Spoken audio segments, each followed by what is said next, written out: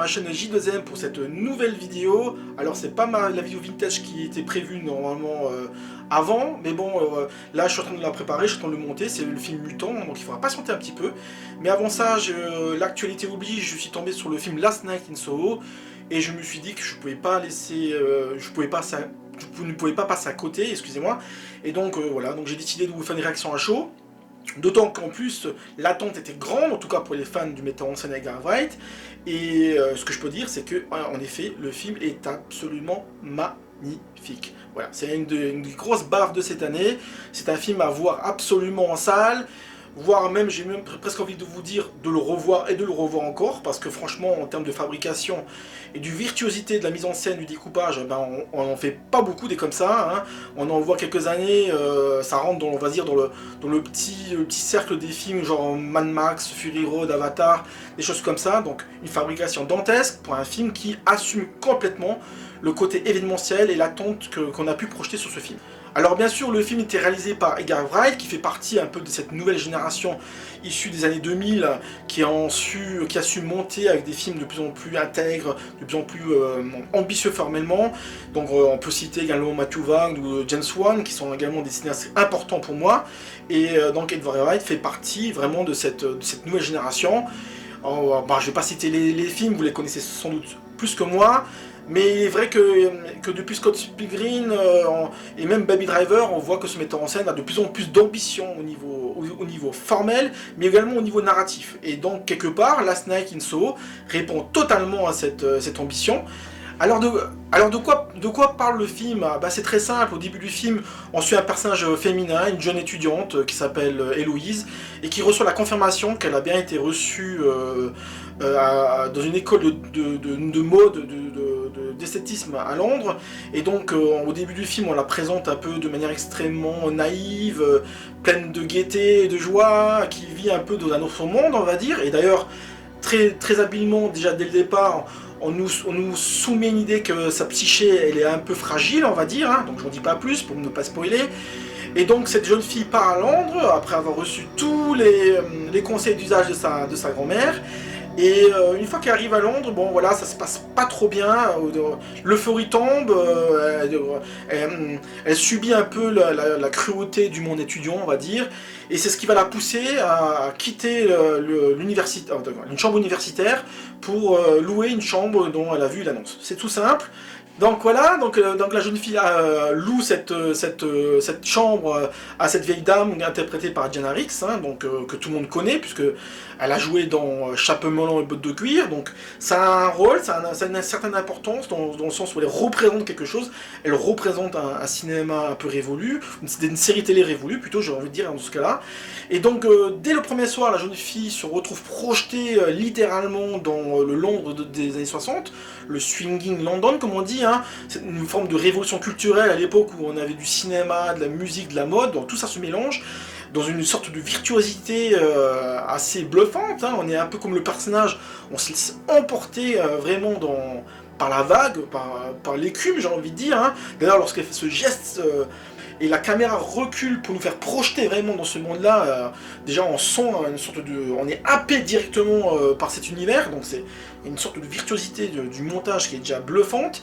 Et donc dans cet univers-là, la jeune fille, donc, elle va, comment dire, rencontrer, ou on sait pas trop, se dédoubler carrément, on va dire, hein, à travers un jeu de miroir extrêmement habile, avec un autre personnage qui s'appelle Sandy. Sandy qui est interprétée par l'actrice Anya Taylor-Joy, hein, qui fait une interprétation sublimissime, et là je tiens à le souligner, hein, donc elle est incroyable.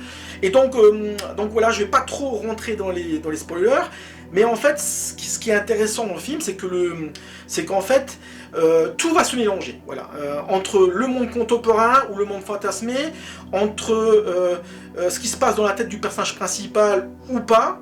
Et donc c'est là que le film peut se lire à différents degrés de lecture, donc on peut le prendre au premier degré, le film, tout comme on peut essayer de mettre des couches successives pour essayer de voir, de démêler le vrai du faux. Qu'est-ce qui est vrai, qu'est-ce qui est faux?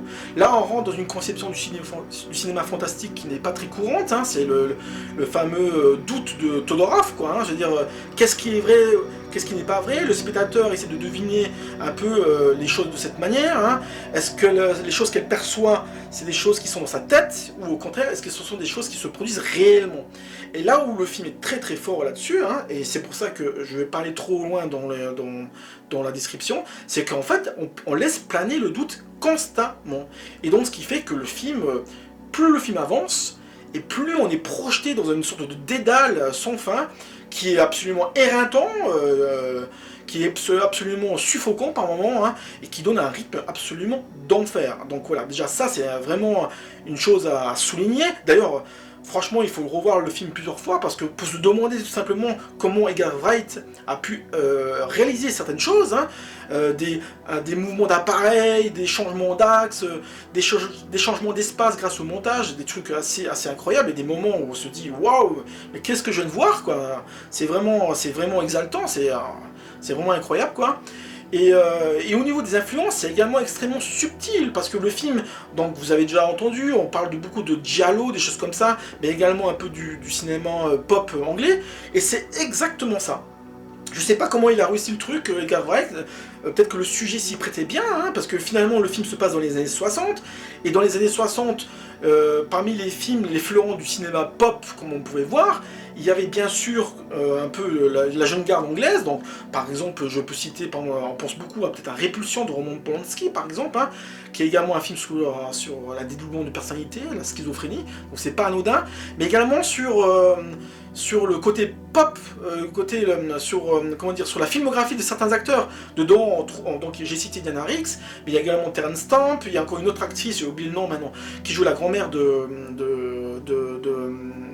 Héloïse dans le film, et qui fait partie également de ces actrices des années 60 qui véhiculaient un peu une image un peu sexy, un peu vraiment cool, quoi, de cette époque. Et cette imagerie pop, qui est également incarnée par la bande musicale absolument incroyable dans le film, hein, eh ben, elle se confronte au côté au côté sale, le côté un peu nauséeux, quoi, j'ai envie de dire. Et ça, c'est le côté giallo, quoi. Vraiment le côté giallo.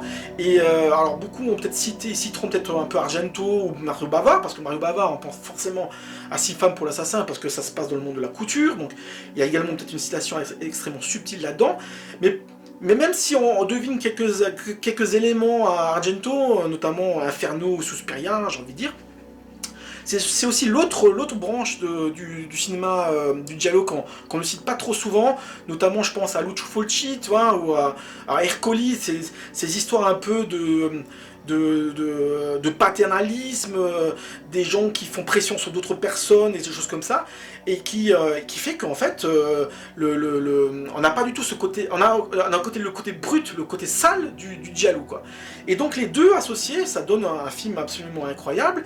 Et bizarrement, s'il y a un film qui incarne un peu bien ces deux tendances-là, c'est un manga, c'est le fameux Perfect Blue de Satoshi Kon, hein. Donc souvenez-vous, hein, ce manga de 1997-98 comme ça, où on avait également une jeune fille qui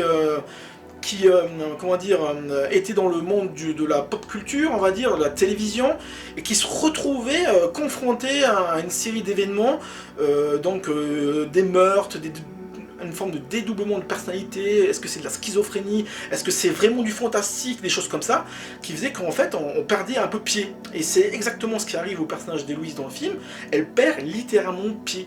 Et voilà, donc je vais pas aller dans les détails de l'intrigue, parce qu'il y a beaucoup de surprises, hein, notamment il y a un ou deux twists que je vais éviter d'aborder. Mais tout ça fait que, en fait, c'est ce mélange entre le cinéma italien et le cinéma anglais des années 60, hein, 70, tout ça fait que ça donne une couleur au film, une sorte de côté méta qui rend le film extrêmement réjouissant, voilà. Et bon, voilà. Et à côté de ça, bon, voilà, il y a aussi le côté émotionnel du film, parce que bon, toute cette virtuosité serait un peu vaine s'il n'y avait pas un peu cette décharge d'émotions qui vous submerge le long du film. Et franchement, même si on peut noter quelques défauts, hein, parce qu'il y a des choses tout n'est pas parfait dans le film, on est d'accord, hein, des personnages secondaires qui sont un peu qui sont pas très bien traités, il y a une fausse piste qu'on aurait pu éviter, on va dire, voilà. Mais en dehors de ça, le Edgar Wright reste bloqué sur le portrait de ces deux jeunes filles, hein, confrontées quelque part au monde du patriarcat.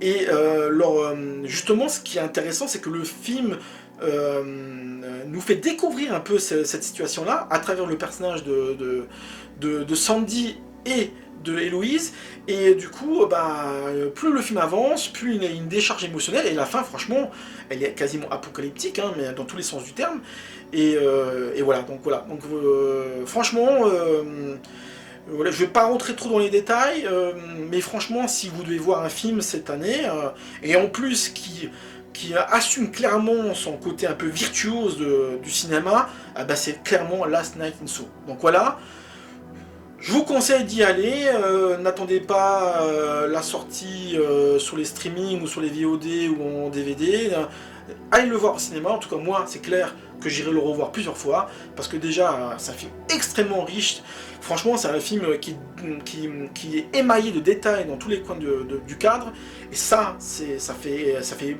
énormément plaisir. J'ai pas parlé, mais franchement, la direction artistique et la qualité du design sonore est absolument incroyable. Et ça mérite vraiment d'être souligné. Ah oui, autre chose, parce que ça apparaît peut-être pas dans ce que j'ai évoqué tout à l'heure, mais c'est également un vrai film fantastique. Hein. C'est pas un truc, voilà. Hein. Il y a une vraie dimension fantastique du film. C'est pas juste une question de point de vue, hein, quoique. Hein, mais voilà. Donc franchement, c'est un film parfait pour Halloween, avec des moments intenses, presque flippants, vraiment on est accroché dans son siège, et donc voilà. Franchement, que demander le peuple, Last Night in Soho, c'est vraiment le rollercoaster, on va dire, de cette fin d'année, et je vous invite vraiment à le découvrir instamment. Voilà, sur ce, je vous laisse. Si vous avez aimé cette vidéo, likez-la, si vous l'aimez pas, délikez-la. Abonnez-vous à vos chaînes si vous voulez bien, et sinon, une prochaine vidéo. Ciao!